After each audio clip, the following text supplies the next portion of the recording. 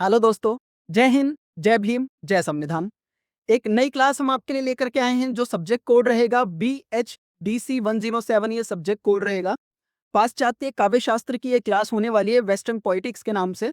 इसके अंदर आज हम कुछ बहुत महत्वपूर्ण प्रश्नों को समझेंगे। ये प्रश्न पहले कई बार एग्जाम्स में ऑलरेडी आ चुके हैं और आगे भी आ सकते हैं। तो हम अपनी ये क्लास स्टार्ट करते हैं। उससे पहले मैं आप सभी जितने भी व्यूवर्स हैं उनका बहुत बहुत धन्यवाद करना चाहूंगा। पिछली वीडियो को आपने बहुत ज़्यादा ही प्रेम दिया है, बहुत ज़्यादा ही अपनी तरफ से प्यार दिया है, जो कि हमारी वीडियो है काफ़ी ज़्यादा उस पर व्यूज़ आए हैं, लाइक्स आए हैं, तो उसके लिए आप सबका शुक्रिया। अब हम अपनी क्लास स्टार्ट करते हैं। जो पहला प्रश्न है इसके अंदर, यह है अरस्तु के अनुकरण सिद्धांत थ्योरी ऑफ इमिटेशन को स्पष्ट कीजिए। देखिए, अनुकरण जो होता है ये एक तरीके से किसी भी चीज का कॉपी करना होता है। अनुकरण मतलब क्या? किसी भी चीज को उसी जो चीज है उसी के ही समान कोई दूसरी चीज का उसी तरीके से क्रियाएं करना, कार्य करना। अरस्तु क्या कहते हैं? अरस्तु के अनुसार कविता या कला प्रकृति का यथार्थ हूबहू अनुकरण नहीं है, बल्कि वह प्रकृति की सृजनात्मक प्रक्रिया का अनुकरण है। जो प्रकृति की सृजनात्मक प्रक्रिया है, प्रकृति किस तरीके से चलती है और बनती है, उसका ही ये एक तरीके से अनुकरण है। ये केवल प्रकृति का एक तरीके से अनुकरण नहीं है, प्रकृति की सृजनात्मक प्रक्रिया जो प्रकृति एक तरीके से चल रही है उसका क्या है? उसका अनुकरण है। अरस्तु के अनुकरण में कल्पना का समावेश होता है, जिसके माध्यम से कवि जीवन की आंतरिक और शाश्वत सच्चाइयों को कलात्मक रूप में प्रस्तुत करता है। जो कवि है वो अपने अंदर की आंतरिक अंदर की और शाश्वत सच्चाइयों, मतलब कि जो ऐसी सच्चाइयां जो हमेशा अमर है, अजर हैं, उनको कलात्मक रूप में प्रस्तुत करता है अनुकरण सिद्धांत के अंदर। अब हम अगले प्रश्न की तरफ चलते हैं। अगला जो प्रश्न है वो है प्लेटो का काव्य और अनुकरण संबंधी दृष्टिकोण क्या है। देखिए, आप जानते होंगे, अगर नहीं जानते हैं तो मैं बता देता हूं। प्लेटो या अगर आप बात करें अरस्तु की या सुकरात की बात करें आप, ये सब कौन है? ये सब वेस्टर्न फिलोसोफर्स हैं, है ना। ये सब दार्शनिक हैं, ठीक है। तो इसका देखिए जो सब्जेक्ट कोड था उसमें ही वेस्टर्न पोएटिक्स का नाम आ गया। तो ये सारे जितने भी फिलोसोफर है या पोएटिक्स हैं, ये सब कौन है? ये वेस्टर्न यूरोप साइड से या इस तरीके की कंट्रियों से ये बिलोंग करते हैं। अब हम इसमें समझ लेते हैं। वैसे जहां तक मुझे याद है और पता है, शायद मैं गलत भी हो सकता हूं, पर ये सुकरात हो गए या प्लेटो हो गए या सुकरात हो गए, प्लेटो हो गए या फिर अरस्तु हो गए, ये सब ग्रीस से बिलोंग करते हैं। मतलब उस समय का यूनान, ये यूनान के दार्शनिक हैं। प्लेटो आदर्शवादी दार्शनिक थे। आदर्शवादी मतलब एक तरीके से जो आत्मा, चेतना या अच्छाई बुराई में बिलीव करते हो, है ना। और उन्होंने काव्य कला को अनुकरण माना था। उनके अनुसार सत्य एक ही है जो ईश्वर के पास है, विचार प्रति है। दुनिया की वस्तुएं ईश्वर के सत्य का अनुकरण है। मतलब कि दुनिया की जितनी भी चीजें हैं ये ईश्वर के सत्य का अनुकरण है। मतलब उससे मिलती जुलती तो है, मतलब के, लेकिन एक तरीके से ये कॉपी है, ओरिजिनल नहीं है ये। और कला इन वस्तुओं का अनुकरण करती है। इसके प्लेटो ने काव्य को सत्य से 3 गुना दूर माना और उसे समाज के लिए अनुपयोगी बताया। प्लेटो ने कहा, क्या कहा कि काव्य जो है ये सत्य से, काव्य क्या है? एक तरीके का, हम तो इमेजिनेशन पे पूरा कविता या जो भी हम लिखते हैं वो इमेजिनेशन वाइज होता है काव्य, है ना। तो ये क्या है? ये सत्य, जो भी हम सोचते हैं या लिखते हैं, जो भी काव्य में होता है वो कोई रियल थोड़ी ना होता है। तो प्लेटो ने भी यही कहा कि यह सत्य से 3 गुना दूर माना और उसे समाज के लिए अनुपयोगी बताया। ठीक है, यह है काव्य और अनुकरण संबंधी दृष्टिकोण किसका? प्लेटो का। अब अगर आपको मालूम हो तो आप बताइएगा कि प्लेटो के गुरु का नाम क्या था, है ना। एक ये आपके लिए मैं क्वेश्चन दे रहा हूं आपको। अब हम अगले प्रश्न की तरफ चलते हैं। कल्पना और फैंटेसी, इमेजिनेशन एंड फैंटेसी में मुख्य अंतर क्या है? देखिए, दोनों जो चीजें हैं, कल्पना हो या फैंटेसी हो, ये कहीं कहीं काव्य में हम देखते हैं, है ना। काव्य कविताओं में इसका जिक्र आता है, फैंटेसी का या कल्पना का। अब हम पहले कल्पना को समझते हैं। इमेजिनेशन क्या है? ये एक सृजनात्मक मानसिक शक्ति है जो बिखरी हुई अनुभूतियों और छवियों को जोड़कर एक नया सार्थक रूप प्रदान करती है। ये यथार्थ से जुड़ी होती है। मतलब अगर मैं आपको एक इजी शब्दों में समझाऊं तो कल्पना क्या है? हम कोई स्टोरी देख रहे हैं, या नहीं, सॉरी, हम कोई स्टोरी पढ़ रहे हैं। फॉर एग्जाम्पल, हमने कोई स्टोरी या तो सुनी या पढ़ी, तो उस स्टोरी के हिसाब से हमारे माइंड में उस स्टोरी के जो पात्र होते हैं या उसकी जो घटनाएं होती है, उसका माइंड के अंदर हम एक इमेज क्रिएट करते हैं, है ना? तो वो क्या है? वो है हमारी कल्पना, जो कि कहीं न कहीं थोड़ी बहुत सत्य से मिल सकती है, क्योंकि अगर हम कोई स्टोरी सुन रहे हैं या कोई स्टोरी पढ़ रहे हैं, तो हम कहीं न कहीं अपनी कल्पना के अंदर कुछ ना कुछ वैसी इमेजिनेशन बना ही लेंगे।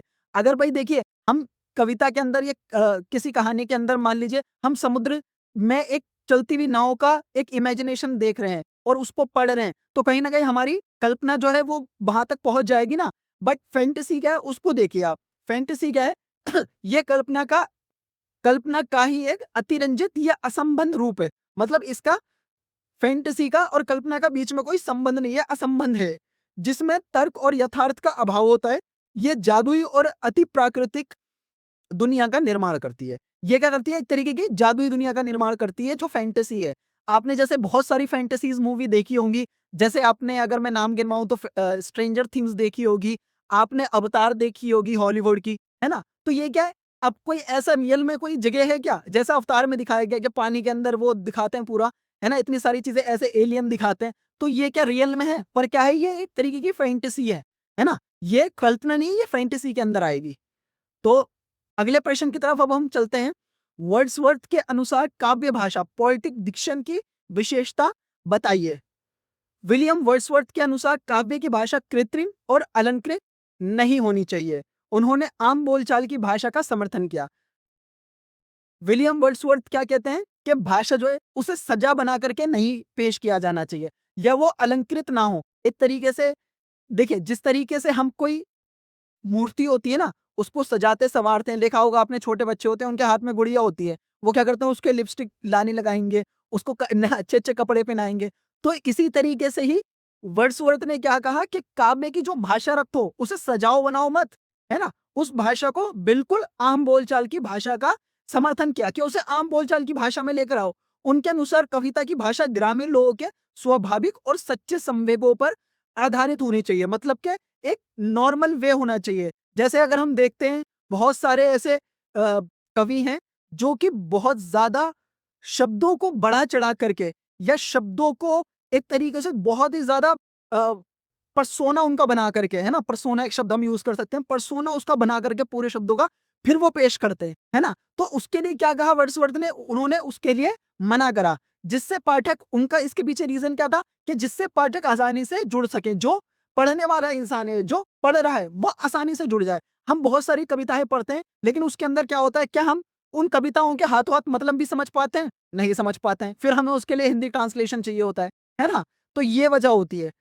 अगले प्रश्न पे अब हम चलते हैं। अगला जो प्रश्न है, आलोचनात्मक यथार्थवाद, क्रिटिकल रियलिज्म पर टिप्पणी लिखिए। अब देखिए, यथार्थवाद तो आपको मालूम है, यथार्थवाद होता है कि जो व्यवस्था जस की तस पड़ी रहे, उसी को ही यथार्थवाद कहते हैं। ये साहित्य में यथार्थवाद की एक शाखा है।